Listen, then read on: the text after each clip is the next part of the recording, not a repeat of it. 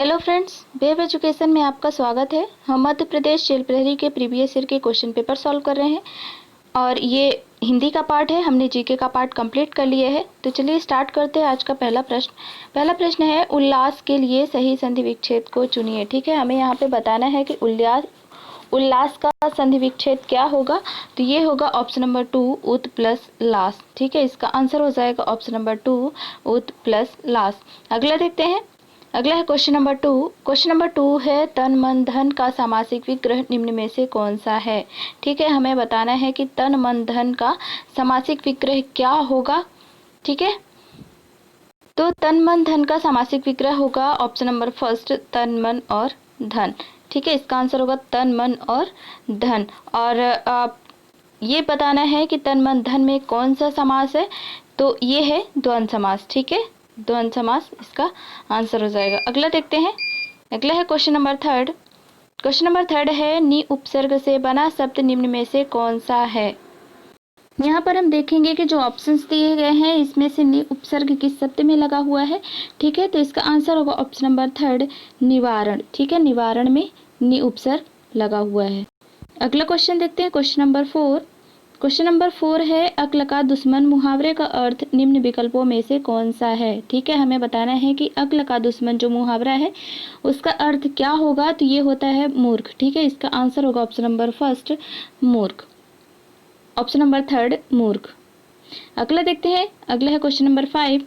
Question number 5 है, सम्मान के लिए सही संधि विच्छेद को चुनिए। ठीक है, हमें यहाँ पे सम्मान के संधि विच्छेद करना है। तो ये होगा सम प्लस मान। ठीक है, इसका आंसर होगा ऑप्शन नंबर 4, सम प्लस मान। और इसमें कौन सी संधि है हमें बताना है। तो इसमें है व्यंजन संधि। ठीक है, व्यंजन संधि। अगला देखते हैं। अगला है क्वेश्चन नंबर 6। क्वेश्चन नंबर 6 है, सेठ साहूकार का सामासिक विग्रह निम्न में से कौन सा है। ठीक है, सेठ साहूकार का सामासिक विग्रह क्या होगा। तो ये होगा सेठ और साहूकार। ठीक है, इसका आंसर होगा ऑप्शन नंबर 3, सेठ और साहूकार। अब हमें ये बताना है कि सेठ साहूकार में कौन सा समास है। तो ये होगा द्वंद्व समास। ठीक है, द्वंद्व समास। द्वंद्व समास क्या होता है।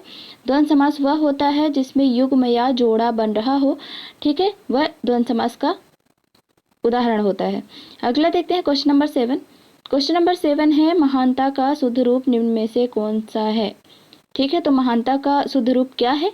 जो ऑप्शंस दिए हैं उनके आधार पर हम देखेंगे। तो महानता का शुद्ध रूप होगा महत्ता। ठीक है, इसका आंसर होगा ऑप्शन नंबर 4, महत्ता। अगला है क्वेश्चन नंबर 8। क्वेश्चन नंबर 8 है, फूल के लिए सही पर्यायवाची वाले शब्दों की पंक्ति को चुनिए। ठीक है, यहाँ पे हमें फूल की पर्यायवाची बताना है कि कौन सा है। तो इसका आंसर होगा ऑप्शन नंबर 3, पुष्प, कुसुम और प्रसून। ठीक है, इसका आंसर होगा ऑप्शन नंबर 3, पुष्प, कुसुम और प्रसून।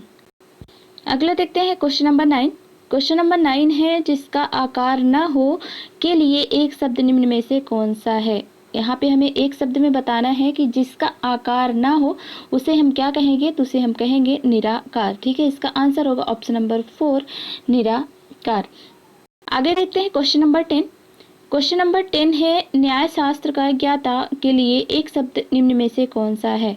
ठीक है, यहाँ पे हमें न्याय शास्त्र का ज्ञाता को हम एक शब्द में क्या कहेंगे, क्या कहते हैं। तो ये होगा न्यायिक। ठीक है, इसका आंसर होगा ऑप्शन नंबर 4, न्यायिक। अगला देखते हैं क्वेश्चन नंबर 11। क्वेश्चन नंबर 11 है, अब उपसर्ग से बना शब्द निम्न में से कौन सा है। ठीक है, हमें यहाँ पे देखना है कि अब उपसर्ग कौन से शब्द में लगा हुआ है। ठीक है, तो कौन से में लगा हुआ है। ये है ऑप्शन नंबर फर्स्ट, अवनति। ठीक है, इसका आंसर होगा ऑप्शन नंबर फर्स्ट, अवनति। अगला देखते हैं क्वेश्चन नंबर 12। क्वेश्चन नंबर 12 है, पृथ्वी के लिए सही पर्यायवाची वाले शब्दों की पंक्ति को चुनिए। ठीक है, तो पृथ्वी की पर्यायवाची क्या होगी। तो ये होगा ऑप्शन नंबर 3, भू, भूमि और धरती। ठीक है, इसका आंसर हो जाएगा ऑप्शन नंबर 3, भू, भूमि और धरती। अगला देखते हैं क्वेश्चन नंबर 13। क्वेश्चन नंबर 13 है, यथार्थता का शुद्ध रूप निम्न में से कौन सा है। ठीक है, यहाँ पे हमें बताना है कि यथार्थता का शुद्ध रूप कौन सा होगा। तो ये होगा ऑप्शन नंबर 4, यथार्थ। ठीक है, इसका आंसर होगा ऑप्शन नंबर 4, यथार्थ। अगला देखते हैं। अगला है क्वेश्चन नंबर 14। क्वेश्चन नंबर 14 है एकाग्रचित का निम्न में से कौन सा सही विलोम शब्द है। ठीक है, हमें यहाँ बताना है कि एकाग्रचित का विलोम शब्द क्या होगा। ठीक है, ये होगा एकाग्रचित का विलोम शब्द होगा ऑप्शन नंबर 2 अन्यमनस्क। ठीक है, इसका आंसर हो जाएगा ऑप्शन नंबर 2। आगे देखते हैं क्वेश्चन नंबर 15। क्वेश्चन नंबर 15 है ऋणात्मक का निम्न में से कौन सा सही विलोम शब्द है। तो ये क्वेश्चन तो सबको पता होगा, मोस्टली लोगों को पता ही होगा, सबको ही पता होगा। ठीक है, तो इसका आंसर होगा ऑप्शन नंबर 3 धनात्मक। ठीक है, ऋणात्मक का विलोम शब्द होगा धनात्मक। ठीक है, इसका आंसर होगा ऑप्शन नंबर 3। अगला देखते हैं क्वेश्चन नंबर 16। क्वेश्चन नंबर 16 है या प्रत्यय से बना शब्द निम्न में से कौन सा है। ठीक है, अब जो ऑप्शंस दिए हैं उनमें हम देखेंगे कि या प्रत्यय कौन से शब्द में लगा हुआ है। ठीक है, ऑप्शन नंबर फर्स्ट है अरियल, सेकंड है चतुराई, तीसरा है खटिया, चौथा है पहुनाई। ठीक है, तो इसमें कौन से में या प्रत्यय लगा हुआ है, ये है ऑप्शन नंबर 3 खटिया। ठीक है, या, तो इसका आंसर होगा ऑप्शन नंबर 3। आगे देखते हैं क्वेश्चन नंबर 17।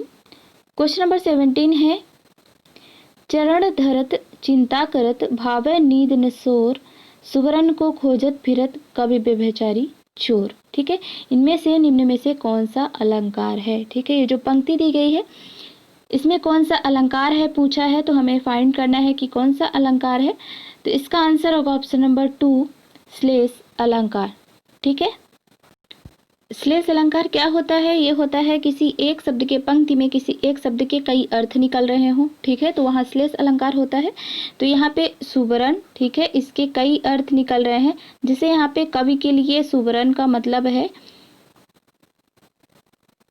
सुंदर वर्ण, और व्यभिचारी के लिए, ठीक है, व्यभिचारी के लिए कवि क्या व्यभिचारी के लिए सुवर्ण है सुंदर रूप। ठीक है, और चोर के लिए सुवर्ण का अर्थ है सोना। ठीक है, तो इन तीनों के लिए एक ही शब्द के अलग अलग अर्थ निकल रहे हैं। ठीक है, इसलिए इसका आंसर हो जाएगा यहाँ पे ऑप्शन नंबर 2 श्लेष अलंकार। अगला देखते हैं क्वेश्चन नंबर 18। क्वेश्चन नंबर 18 है जो संपत्ति शिवराव नहीं दीन दये दस्मात सो संपदा विभीषण ही सकुच दीन रघुनाथ निम्न में से कौन सा रस है। ठीक है, हमें ये पंक्ति पढ़ने के बाद क्या समझ में आ रहा है कि इसमें कौन सा रस है। ठीक है, इसमें होगा ऑप्शन नंबर 4 वीर रस। ठीक है, इसका आंसर हो जाएगा वीर रस। आगे देखते हैं क्वेश्चन नंबर 19। क्वेश्चन नंबर 19 है जो रहीम गतिदीप की कुल कपूत की सोए बारे उजियारो करे बड़े अंधेरो हो। ठीक है, इसमें कौन सा अलंकार है, तो हमें बताना है इसमें कौन सा अलंकार है। इसमें होगा ऑप्शन नंबर 2 श्लेष अलंकार। ठीक है, अगर आपको कई पंक्ति ऐसी होती हैं कि नहीं समझ में आता है कि उसमें कौन सा अलंकार है, तो आप निग्लेक्ट करके ऑप्शन से आप उसका आंसर निकाल सकते हैं, क्योंकि यहाँ पे रूपक अलंकार होगा नहीं। ठीक है, उपमा अलंकार भी नहीं होगा, उत्प्रेक्षा भी नहीं होगा, तो इसका आंसर होगा ऑप्शन नंबर 2 श्लेष अलंकार। आगे देखते हैं क्वेश्चन नंबर 20। क्वेश्चन नंबर 20 है आज की छबीली छवि घटा चित्त बेधि रही कहीं नहीं जात कछु कौन गति भई है में निम्न में से कौन सा रस है। ठीक है, तो इसका आंसर होगा ऑप्शन नंबर 4 श्रृंगार रस। ठीक है, इसका आंसर हो जाएगा श्रृंगार रस। फ्रेंड्स, इसमें हमने हिंदी का पार्ट कंप्लीट कर लिया है। ठीक है, हमारे 20 क्वेश्चंस कंप्लीट हो चुके हैं। आगे का पार्ट हम साइंस का पार्ट करेंगे, तो आप हमारे साथ बने रहिए। वीडियो को लाइक कीजिए, चैनल को सब्सक्राइब कीजिए। वीडियो देखने के लिए धन्यवाद। आपका दिन शुभ हो।